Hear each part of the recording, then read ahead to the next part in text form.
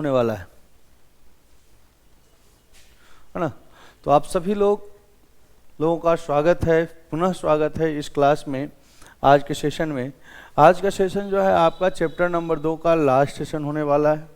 जो स्टूडेंट इससे पहले के सेशन को नहीं देखे हैं वो पीछे जा कर के कल का सेशन, परसों का सेशन, इस तरह से सभी सेशन लगातार दिए गए हैं यूट्यूब पे, तो आप वहाँ पर जा कर के उसको देख सकते हैं।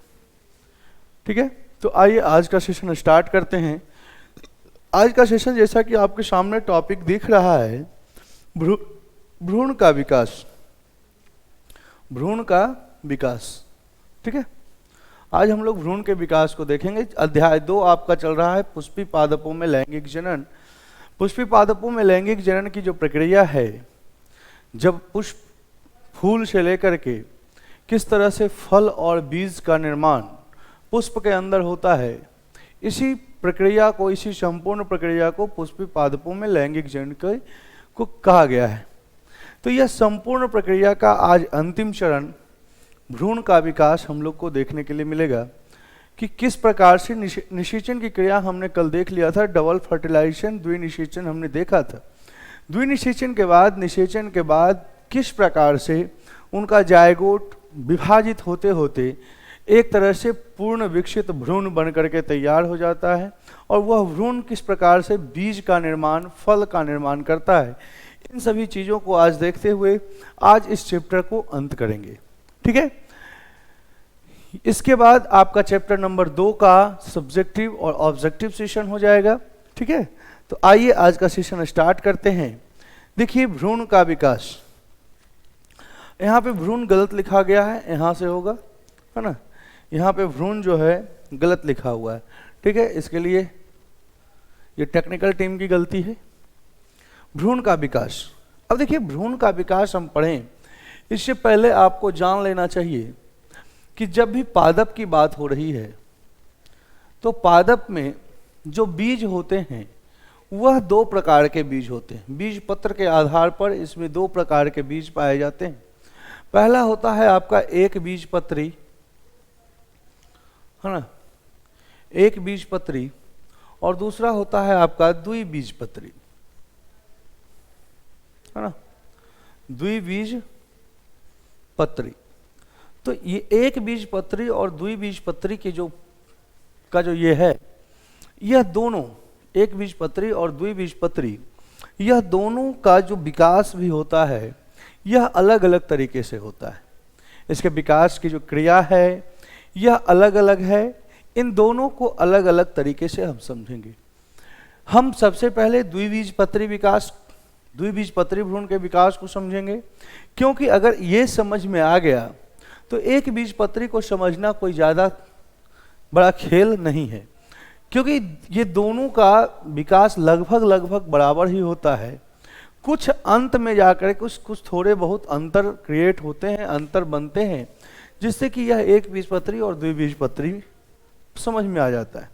जिनको ये नहीं समझ में आ रहा है कि ये एक बीजपत्री क्या है और द्विबीजपत्री क्या है, उनको मैं एक शब्द में बता दूं कि जब कोई बीज अंकुरण के बाद पहली पत्ती के रूप में 2 पत्ती प्रस्फुटित करता है, 2 पत्ती प्रस्फुटित करता है का मतलब 2 पत्ती निकलता है अंकुरण के बाद, तो वह द्विबीजपत्री कहलाता है।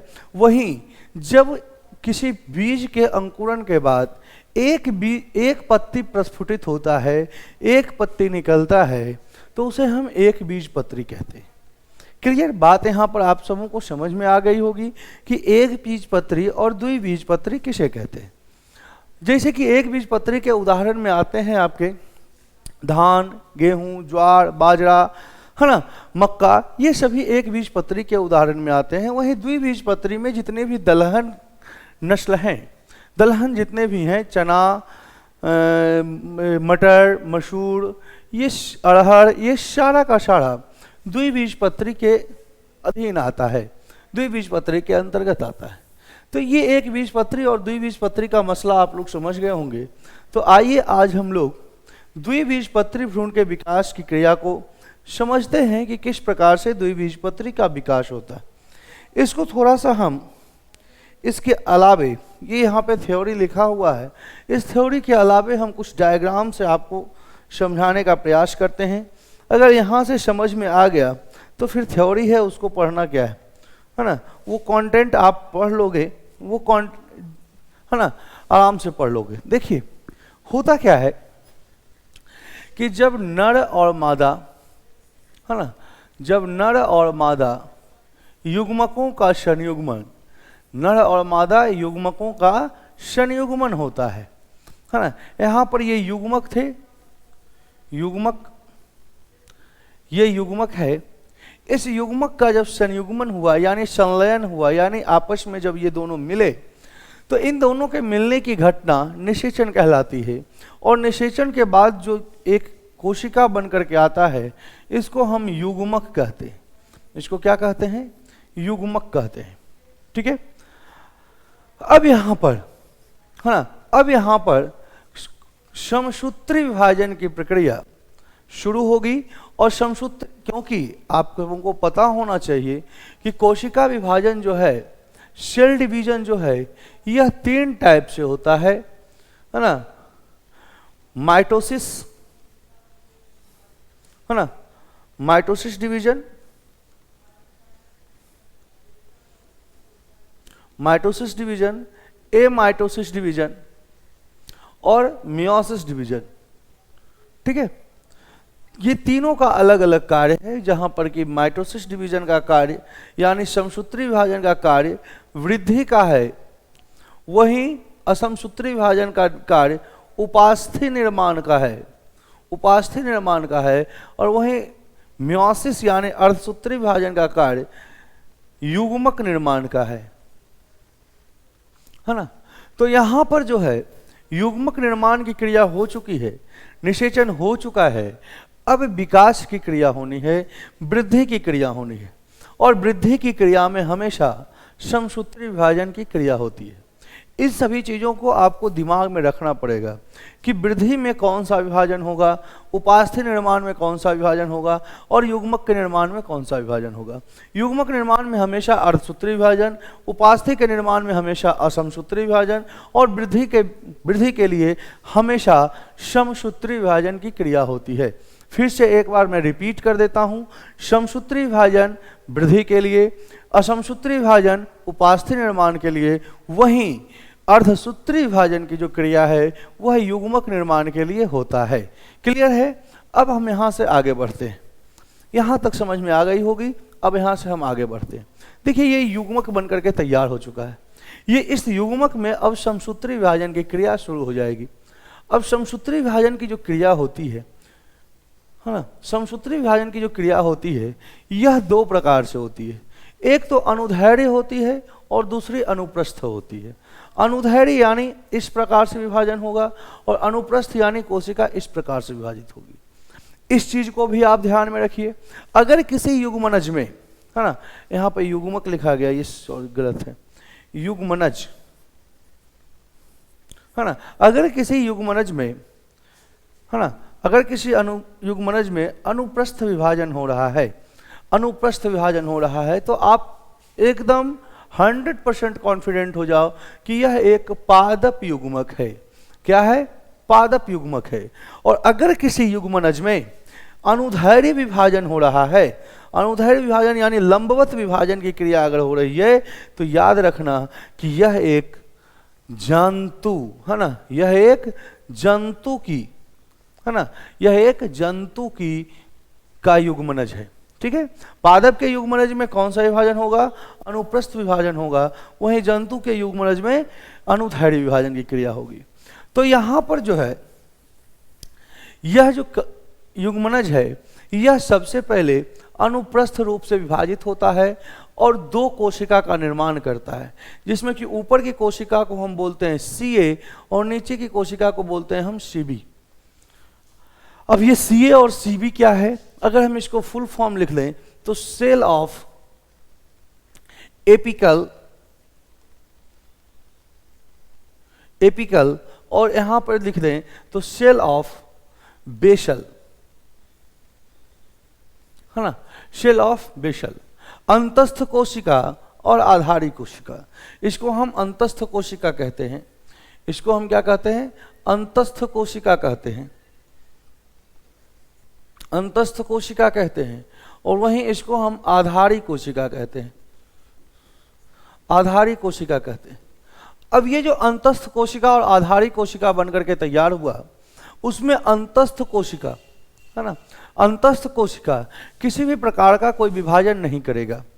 अंतस्थ कोशिका किसी भी प्रकार का कोई विभाजन नहीं करेगा, सिर्फ ये अपना स्वरूप बदलेगा, यानी यह अपने आकार को, यह अपने शेप को चेंज करेगा। इसका शेप जो होगा वह चेंजेबल होगा। लेकिन यहाँ पर जो सीवी है, यानी सेल ऑफ बेसल आधारी कोशिका जो है, यह क्या करेगा? यह अपना जो है कि विभाजन का क्रिया करेगा। यह क्या करेगा? विभाजन की क्रिया करेगा। तो वहीं पर यह जो आधारी कोशिका है, यह विभाजित होकर के 8 से 10 कोशिकाओं का 8 से 10 कोशिकाओं का एक निलंबक बना देता है, यानी इस तरह से बनाते हुए चला जाता है। और लास्ट में यह 16 कोशिकाओं का एक राउंडर बनाता है। तो जब इस अवस्था में आ जाता है तो आप देख सकते हो कि नीचे फैला हुआ है, ऊपर लंबा है, यानी एक समकोण के टाइप का है। इसको उल्टा टी कह सकते हैं। तो यह जब उल्टे टी की अवस्था में आ जाता है तो इसको हम प्राथमिक भ्रूण कहते हैं। और ये आगे जो है शेप चेंज करके फाइनल शेप यू शेप में आ जाता है, इस टाइप से आ जाता है। इसी को हम कहते हैं परिपक्व भ्रूण। चलिए, ये हमने आपको बताया। अब इसी चीज को हम कंटेंट पैनल पर देख लेते हैं। देखिए क्या बोलता है।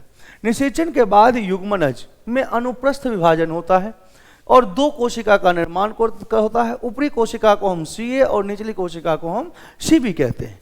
इसे अंतस्थ कोशिका तथा आधारी कोशिका के नाम से भी जाना जाता है। अंतस्थ कोशिका में विभाजन की क्रिया नहीं होती है, लेकिन आधारी कोशिका में विभाजन की क्रिया होती है ना।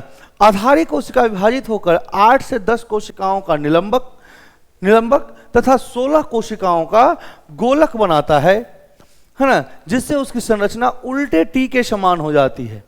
इस संरचना को हम प्राथमिक भ्रूण कहते हैं। और यही प्राथमिक निलंबक और गोलक कोशिकाएं आगे जाकर के यू शेप में चेंज हो जाता है और इसको हम क्या कहते हैं? परिपक्व भ्रूण कह लेते हैं। देखिए अब यहाँ पर इसको फिगर के माध्यम से इसको हम स्ट्रक्चराइज कर रहे हैं, है ना। इसको एकदम जूम कर करके हम दिखाते हैं एक एक को, है ना। देखिए यहाँ पे आ जाइए।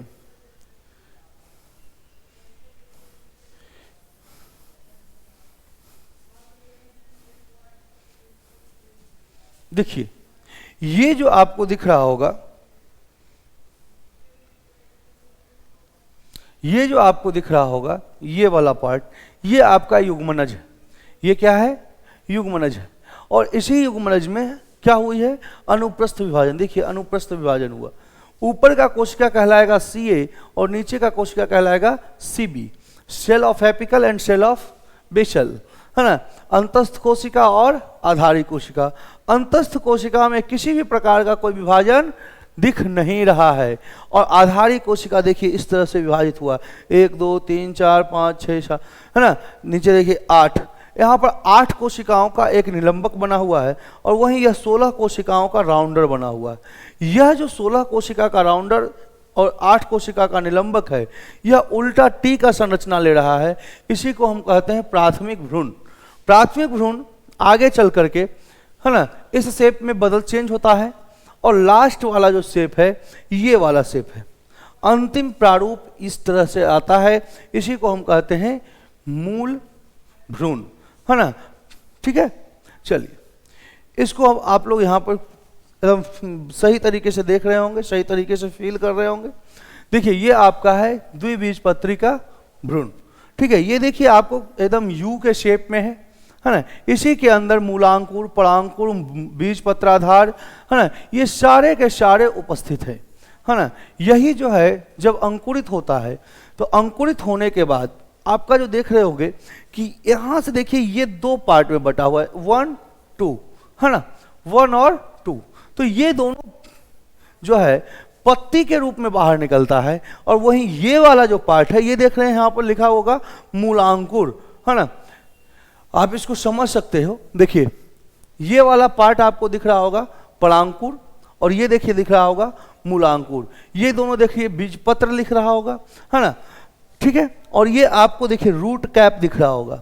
अब देखिए जब भी यह बीज जब अंकुरित होता है तो ये रूट कैप हटता है, यानी मूल गोप हटता है, और मूलांकुर से जड़ का विकास होता है। ये नीचे जड़ के तरफ चला जाएगा, वहीं यह धीरे से फिर से सीधा होगा, और सीधा होने के बाद ये दोनों जो है अलग अलग पत्ती बन करके बाहर निकल जाएंगे। इस तरह से इसके अंकुरन से हमें 2 पत्ती प्राप्त होंगी, जिसे हम क्या कहेंगे, द्विबीजपत्री कहेंगे।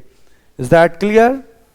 चलिए अब आ जाइए एक बीजपत्री भ्रूण के विकास में।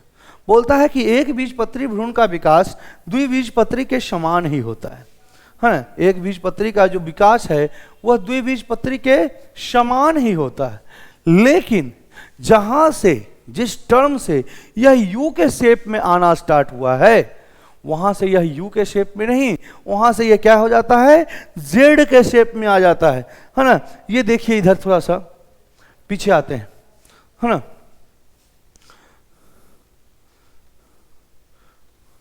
पीछे आते हैं थोड़ा सा।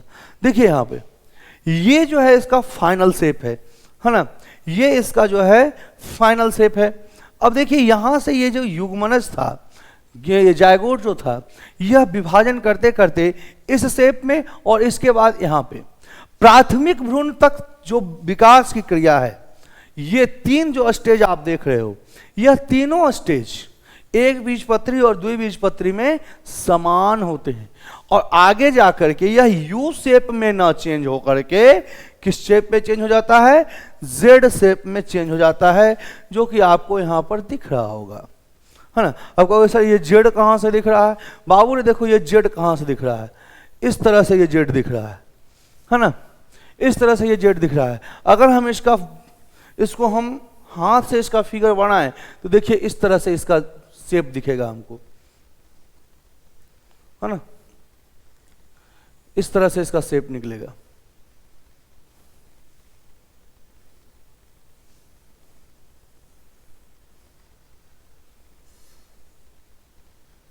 ये देखिए हमारा बन करके तैयार हो गया।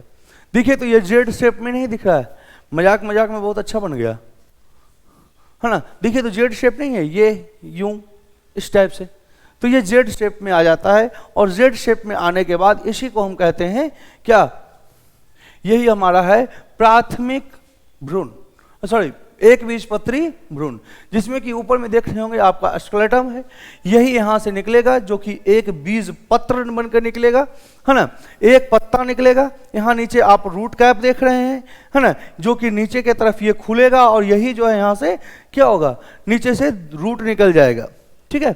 नीचे ये वाला पार्ट रूट बनाता है, और ये वाला पार्ट जो है पत्ती बनाता है, ठीक है। इसी को हम फर्स्ट लीफ कहते हैं। Is that clear? चलिए अब ये तो हमारा हो गया एक बीजपत्री और द्विबीजपत्री भ्रूण का विकास किस तरह से होता है। अब हमारा है बहुभ्रूणता। बहुभ्रूणता क्या कहता है? बोलता है कि जब एक ही बीजांड में एक से अधिक भ्रूण उपस्थित हों, एक ही बीजांड में जब एक से अधिक भ्रूण उपस्थित हों, तो उसे ही हम बहुभ्रूणता या पॉलीएम्ब्रियोनी कहते हैं। उसे हम क्या कहते हैं? बहुभ्रूणता कहते हैं, या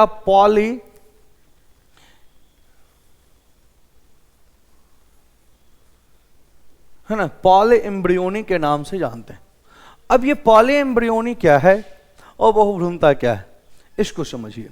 अगर पॉलीएम्ब्रियोनी की अगर हम बात कर लें, बोलता है कि जब एक बीजांड के अंदर एक बीजांड के अंदर एक से अधिक भ्रूण हो, एक बीजांड के अंदर एक से अधिक भ्रूण हो, तो इसे ही हम पॉलीएम्ब्रियोनी के नाम से जानते हैं, बहुभ्रूणता के नाम से जानते हैं। बहुभ्रूणता का खोज एंटोनी वॉन ल्यूवेनहॉक ने 1719 ईस्वी में आम तथा नींबू में किया था। आम और नींबू में ज्यादातर बहुभ्रूणता देखी जाती है ना। बहुभ्रूणता के लिए आपको हम यहाँ पे दिखा सकते हैं। देखिए ये एक नींबू का बीज है ना, यह एक देखिए यहाँ पे नींबू का एक बीज है। इस बीज में आप देखो तो 1, 2 और इसके पीछे से एक 3 पौधा निकल गया। अब एक बीज से जब तीन पौधा निकल रहा है, यानी इसमें जो है एक बीज में 3 भ्रूण था, तभी तो 3 पौधा निकला। और ये 3 पौधा जब एक ही बीजांड से निकला है तो इसी को हम बहुभ्रूणता का नाम देते हैं। थोड़ा सा एक जगह और आकर के देखिए, है ना, एक जगह और थोड़ा सा देखिए। देखिए यहां पर आपको सामने इस गमले में एक आम की गुठली लगी हुई दिखाई देगी, है ना। एक आम की गुठली लगाया हमने, यहां से देखिए 1 2 और 3, है ना, 3 ठो आम का पेड़ हमको प्राप्त हुआ। तो यही भी बहुभ्रूणता का है उदाहरण है ना, कि जब एक, कहने का अर्थ सीधा है कि जब एक बीज से एक से अधिक पौधे की प्राप्ति हो जाए, है ना, तो उसे ही हम बहुभ्रूणता कहते हैं, है ना। अब देखिए बहुभ्रूणता के जो है ना, बहुभ्रूणता जो है 2 प्रकार का होता है। बहुभ्रूणता कितने प्रकार का होता है बाबू रे? बहुभ्रूणता 2 प्रकार का होता है। एक है हमारा सत्य बहुभ्रूणता और दूसरा है हमारा असत्य बहुभ्रूणता। सत्य बहुभ्रूणता क्या कहता है कि जब एक भ्रूणकोश में, भ्रूणकोश और भ्रूणपोष दोनों में अंतर है। भ्रूणकोश जो है, अगर आप दूसरा चैप्टर को सही से पढ़े होंगे तो देखिए हमने आपको भ्रूणकोश दिखाया है। ये देखिए आपके सामने हमने भ्रूणकोश को ला करके रख दिया। ये है हमारा भ्रूणकोश, ठीक है। ये जो आपके सामने फिगर दिख रहा है यह भ्रूणकोश है ना। इसमें मादा युग्मक का निर्माण होता है, इसमें निषेचन होता है, इसमें जायगोट बनता है और जायगोट आगे जाकर के बीज और फल बनाता है। लेकिन जिस क्षेत्र में भ्रूण का पोषण होता है, जिसमें युग्मक का निर्माण हो रहा है, युग्मक का पोषण हो रहा है, मादा युग्मक का पोषण जहां होगा वह भ्रूण कोश है ना, वह भ्रूण कोश कहलाएगा। लेकिन जहां पे भ्रूण का पोषण होगा उसे हम भ्रूणपोष कहेंगे। तो ये आपका भ्रूण कोश है। क्या बोलता है कि जब एक ही भ्रूण कोश से, यहां पर आइए इसकी परिभाषा हम देख ले सत्य बहुभ्रूणता की। देखिए क्या बोलता है कि जब एक ही भ्रूणकोश में एक से अधिक भ्रूण रहते हैं, एक भ्रूणकोश से एक से अधिक भ्रूण का विकास हो रहा है, तो उसको हम सत्य बहुभ्रूणता कहते हैं। लेकिन अगर बोलता है कि अगर भ्रूण, एक से अधिक भ्रूण की संख्या, है ना, एक से अधिक भ्रूण की उत्पत्ति एक से अधिक भ्रूणकोश से हो, यानी उस बीज में भ्रूणकोश ही एक से अधिक है, तो ऐसी स्थिति में जो उत्पन्न हुआ है वह असत्य बहुभ्रूणता कहलाता है। बात सीधा सीधा ऊपर माथा से निकल गया होगा, निकल गया ना। आइए फिर से देखती है ना, फिर से देखिए। बोलता है कि एक भ्रूणकोश, ये हमारे सामने, आपके सामने ये भ्रूणकोश है। इस भ्रूणकोश में अगर एक से अधिक यानी 2 3 4 5 6 अगर भ्रूण होता है तो यह कहलाता है सत्य बहुभ्रूणता। लेकिन अगर बोलता है किसी बीजांड में यही इसकी संख्या ही अगर एक से अधिक हो जाए तो जितना ये रहेगा, यहां पे 4 की संख्या हमने दर्शाई है, तो 4 की संख्या में रहेगा तो 4 भ्रूण ऑटोमेटिक बनेगा, तो यह असत्य बहुभ्रूणता कहला जाएगा। अगर एक भ्रूण कोश से, यानी एक ऐसा से, इस प्रकार का शेप से अगर एक से अधिक भ्रूण निकल रहा है तो सत्य, और इसके जैसा कॉपी जो है एक से अधिक है यानी 4 5 6 7 है और उससे 4 5 6 7 भ्रूण निकल रहा है, तो यह कहला जाएगा असत्य बहुभ्रूणता। बात समझ में आ गई? सत्य बहुभ्रूणता और असत्य बहुभ्रूणता समझ में आ गई। अब सत्य और असत्य बहुभ्रूणता के कारण को भी हम समझ लेते हैं, है ना। सत्य और असत्य बहुभ्रूणता के कारण को भी हम समझ लेते हैं। आइए देखते हैं बहुभ्रूणता के कारण।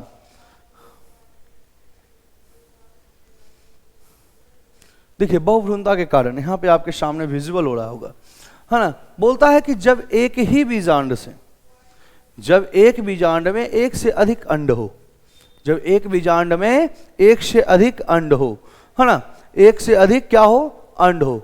चलिए हम इस फिगर को ही थोड़ा सा नीचे ड्रैग करने का कोशिश करते हैं, है ना।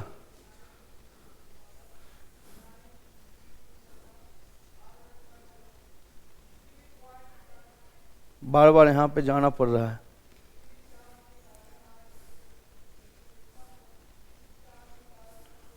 चलो ठीक है। अब देखिए यहाँ पे क्या बोला कि जब एक बीजांड में एक से अधिक अंड हो। यहां पर आकर के आप देखिए थोड़ा सा, यहां पर देखिए तो यहां पर आपको एक अंडा दिखाई दे रहा होगा, ये वाला आपको विजुअल हो रहा होगा, एग विजुअल हो रहा है। अगर इसी की संख्या एक से अधिक हो, यानी मादा युग्मक जब एक से अधिक संख्या में प्रस्तुत रहेगी तो जितनी मादा युग्मक होगी उतना बार निषेचन होगा, उतना भ्रूण का निर्माण होगा। और जब भ्रूण का एक बीजांड में एक से अधिक भ्रूण बनेगा, दैट आर कॉल्ड पॉलीएम्ब्रियोनी।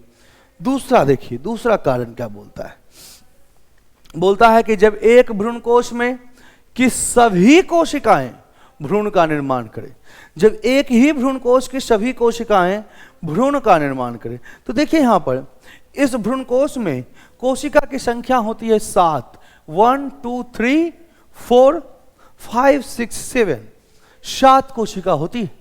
और यह सातों कोशिका अगर भ्रूण का निर्माण करेगा तो आप सोच लीजिए कि एक भ्रूण कोश से 7 भ्रूण बन रहा है, तो यह क्या हो जाएगा जी, बहुभ्रूणता हो जाएगा ना। ठीक है, चलिए तीसरा देखिए क्या बोलता है कि निषेचन के पश्चात अंड कोशिका एक से अधिक भागों में बंटकर प्रत्येक भाग से नए भ्रूण का निर्माण कर रहा है। बोलता है कि अब इसका कोई दोष नहीं है ना, अब भ्रूणकोश का कोई दोष नहीं है, अब दोष किसका है, अंड कोशिका का है। इसने निषेचन कर लिया पॉलन ग्रेन से, और निषेचन करने के बाद बहुत सारी कोशिकाओं का निर्माण कर लिया, और ये जो कोशिका बना यह कोशिका संगठित नहीं रहा।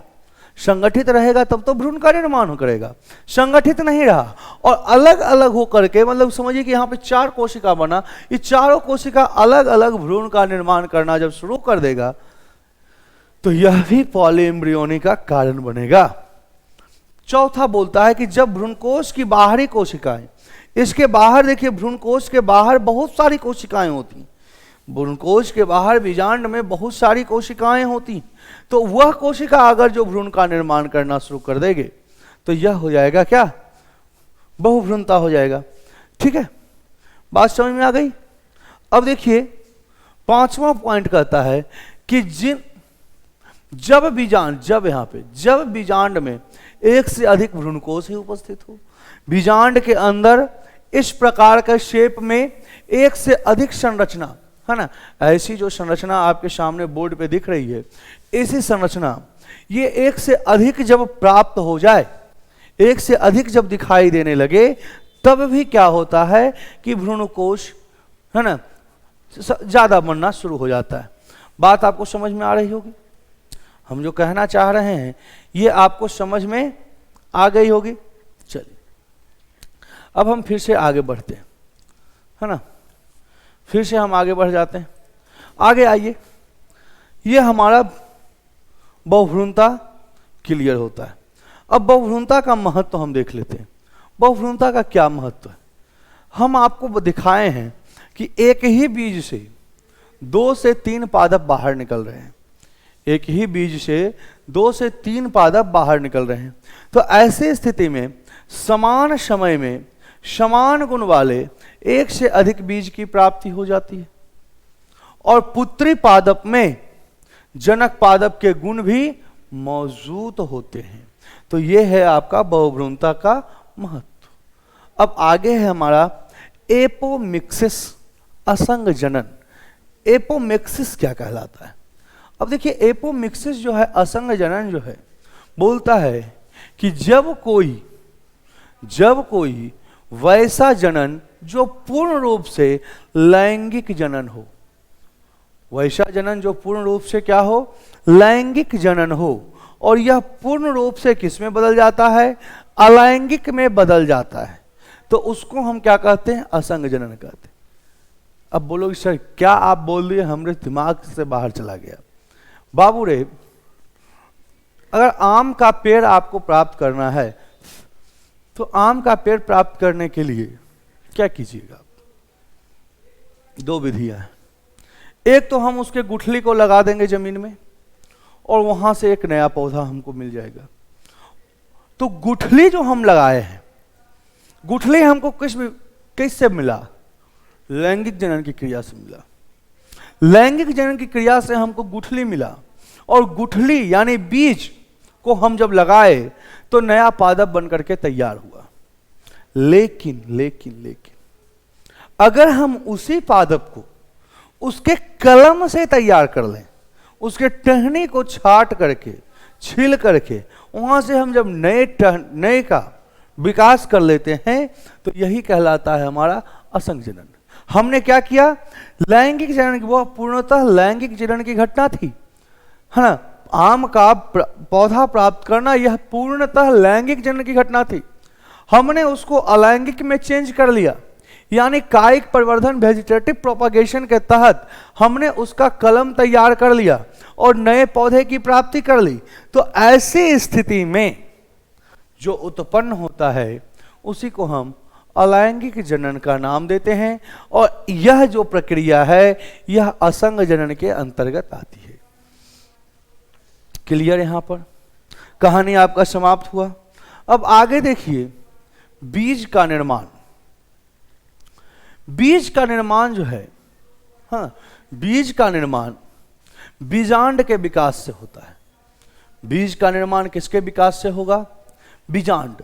बीजांड जब विकास करेगा तब बीज बनाएगा। अंडाशय के अंदर दो चीजें होती हैं, एक तो ओवरी होता है, दूसरा ओव्यूल होता है। तो ओव्यूल यानी बीजांड जब विकास करेगा तो बीज का निर्माण होगा, है ना। और बीजांड, यहां देखिए बीजांड का जो भाग है वह किस चीज में परिवर्तित होता है? तो अध्यावरण। अध्यावरण दो ठो होते हैं, बाहरी और आंतरिक। बाहरी अध्यावरण बीज चोल का निर्माण करता है, बीज चोल यानी बीज के आवरण का निर्माण करता है। वही आंतरिक जो है अध्यावरण वह टेगमैन का निर्माण करता है। दूसरा देखिए बोलता है बीजांड काय, है ना। बीजांड काय, बीजांड काय क्या करता है जी? यह प्रायः झड़ जाते हैं। यह क्या होते हैं? प्रायः झड़ जाते हैं या परिभ्रूणपोष का निर्माण करता है। प्राथमिक परिभ्रूणपोष का निर्माण करता है। बीजांड वृंत, बीजांड वृंत जो है बीज वृंत में बदल जाएगा। वृंत यानी डंठल, बीजांड का जो डंठल होगा वह बीज का डंठल बनेगा। रैफे, निभाग, बीजांड द्वार और हाइलम अपरिवर्तित रहता है।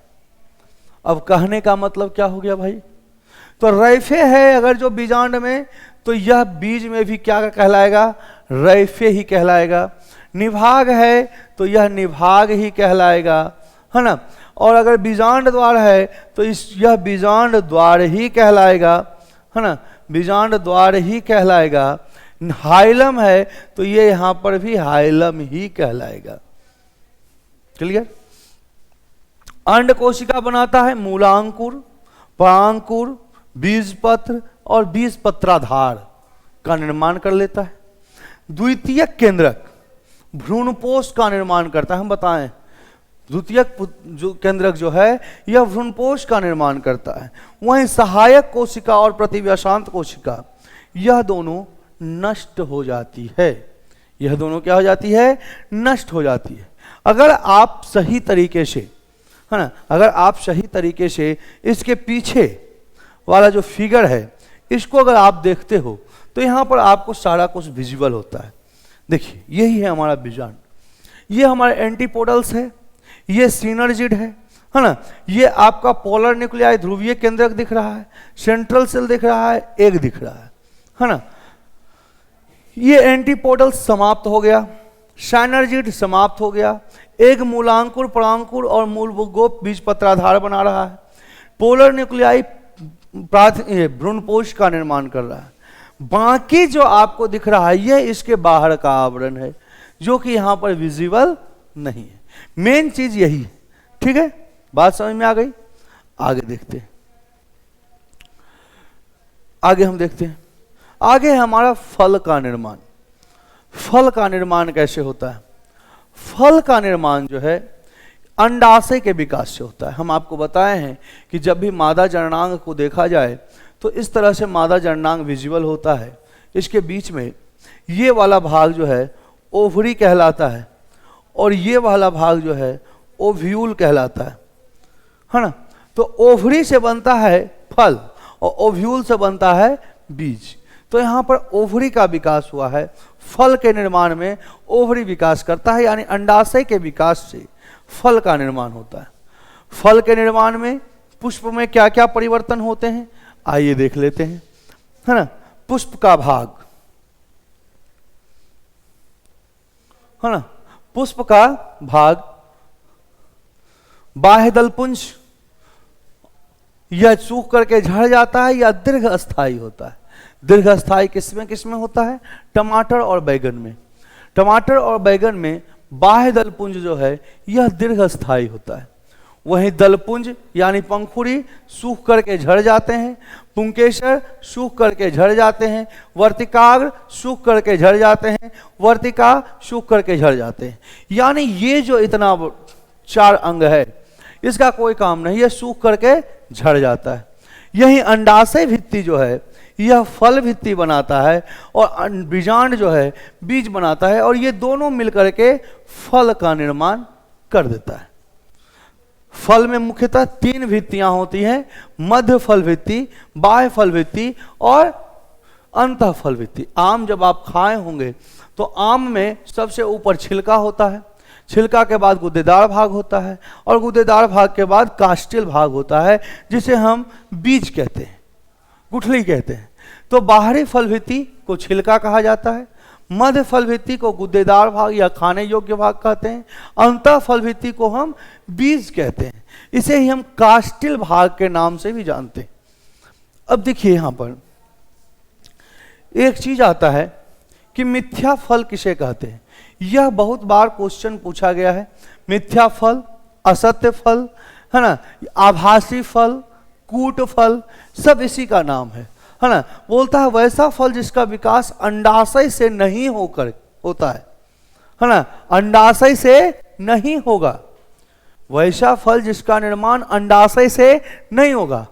हम क्या बताएं, फल का निर्माण अंडाशय से होता है, लेकिन कुछ ऐसे भी फल हैं जिसका निर्माण अंडाशय से नहीं होता है, उसका खाने योग्य भाग कुछ और ही है, उसका कुछ और ही भाग को हम खाते हैं, तो वैसे फल को हम मिथ्या फल कहते हैं। ठीक है, जैसे अखरोट, सेव, अखरोट, स्ट्रॉबेरी, काजू, इन सभी का खाने योग्य भाग क्या है? पुष्पासन। यानी मिथ्या फल का निर्माण किससे हुआ है? पुष्पासन से हुआ है, अंडाशय से नहीं हुआ। अंडाशय से इसका निर्माण नहीं हुआ। तो अंडाशय से अगर निर्माण नहीं हुआ तो कहां से हुआ? पुष्पासन से हुआ। आप एक चीज हमेशा याद रखिएगा, मिथ्या फल का नाम ही, मिथ्या फल को 4 नाम से जाना जाता है ना। मिथ्या फल, कूट फल, आभासी फल और असत्य फल, यह चारों नाम इसी मिथ्या फल का। झूठा फल भी कहीं कहीं लिखा हुआ मिल जाएगा, है ना, झूठा फल। तो ऐसी स्थिति में इसको हम क्या कहते हैं जी? इसको हम मिथ्या फल कहते हैं। आगे देखिए, आम, लीची, शरीफा और जायफल, इसका खाने योग्य भाग बीजचोल या एरिल, बीजचोल या एरिल को हम खाते हैं। ये क्वेश्चन बहुत बार पूछा जाता है ना, कि खास करके इस दोनों में, ये दोनों पार्ट में पूछा जाता है किसका कौन सा भाग खाया जाता है। जैसे अगर पुष्पासन के बारे में पूछ लिया कि पुष्पासन किसका खाया जाता है, तो पुष्पासन के लिए यहाँ पे हम 4 एग्जाम्पल सेट कर चुके हैं। सेब, अखरोट, स्ट्रॉबेरी, काजू, जिसमें कि सेब और काजू ज्यादातर पूछा जाता है, अखरोट, स्ट्रॉबेरी बहुत कम, है ना, लेकिन हमको चारों याद में रखना है। अब आगे देखिए, बोलता है कि खाने योग्य भाग, यहाँ पर देखिए जायफल, शरीफा, लीची और आम, ये चारों बहुत ही इंपॉर्टेंट है। खास करके लीची और जायफल ज्यादा चर्चा में रहता है। तो ये सभी, ये चारों के हम एरिल खाते हैं। एरिल यानी बीजचोल खाते हैं, गुद्देदार भाग खाते हैं। ठीक है ना। तो इस प्रकार से आज जो है आपका चैप्टर नंबर 2, है ना, लेसन 2 जो है आपका खत्म हुआ, है ना। लेसन 2 आपका खत्म हो चुका है। अगर आप इस कंटेंट को चाहते हैं तो आप ड्रीम क्लासेस के टेलीग्राम चैनल पे ऐड हो जाइए, ज्वाइन हो जाइए और वहां से जो है कि आप हेल्पलाइन नंबर पर, इसके अलावा हेल्पलाइन नंबर पर भी आप संपर्क करके यह प्राप्त कर सकते हैं। कल आपका चैप्टर नंबर 2 का ऑब्जेक्टिव सेशन होगा, ऑब्जेक्टिव लेकर के आएंगे चैप्टर नंबर 2 का कल हम, और इसका जो है कि लाइव टेस्ट चलेगा चैप्टर नंबर 2 का। जो भी बच्चे चैप्टर नंबर 2 शुरू से अंत तक नहीं पढ़े हैं उनको मैं बता दूं कि YouTube के ऊपर, हमारे चैनल के ऊपर आपको 5 वीडियो है ना, 5 से 6 वीडियो डाला गया है चैप्टर नंबर 2 का, जिसमें कि चैप्टर नंबर 2 संपूर्ण रूप से पढ़ाया गया है। ठीक है, तो आइए कल के सेशन में हम आप लोगों से मिलते हैं नए जोश के साथ और टेस्ट सीरीज के साथ। ऑब्जेक्टिव टेस्ट सीरीज कल होगा। आइए मिलते हैं कल। जय हिंद, बाय बाय, टेक केयर।